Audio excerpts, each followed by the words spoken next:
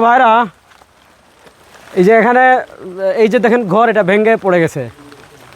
এখানে যারা ছিল তাদেরকে আমরা আশ্রয় কেন্দ্রে আমাদের যতটুকু সামর্থ্য সহযোগিতা করে আসছি। ওনারা ওনাদের ঘরটা আমাদেরকে দেখাইতে আনছেন যে ভাই আপনারা আমাদের ঘরটা একটু দেখে যান। আসলে এই অবস্থা দেখে সহ্য করার মতো না। আমরা শুধু এতটুকু দোয়া করি এই সকল ভাইদের অভিভাবক আল্লাহ তাআলা হয়ে যান, আমাদের রাষ্ট্র যেন এই সকল ভাইদের সর্বোচ্চ পাশে দাঁড়ানোর চেষ্টা করে এবং আমরা যারা সামর্থ্যবান আছি আমরা যেন একবেলা কম খেয়ে হলেও আমরা এ সকল ভাইদের পাশে দাঁড়ানোর চেষ্টা করি। দেখেন অবস্থা, এখনও বৃষ্টি মানে অজর দ্বারা বৃষ্টি ঝরতেছে। আসলে আমরা দোয়া করি, দোয়া করা ছাড়া আমি বলার মতো কিছু না। তাই আমি আপনাদেরকে অনুরোধ করব, বিশেষ করে চট্টগ্রামের বাইরে থেকে যারা আসবেন এলোপাতাড়ি এসে যে কোনো জায়গায় দিয়ে যাবেন না। স্থানীয় যারা দায়িত্বশীল আছেন বা চিনেন তাদের সহযোগিতায় আসবেন এবং প্রাপ্য যারা প্রাপক তারা যেন পায়। আমরা চেষ্টা করতেছি জাতীয় উলামা শাখা ইমাম পরিষদের মাধ্যমে আপনাদের আমানত যথাস্থানে পৌঁছে দেওয়ার জন্য ইনশাআল্লাহ।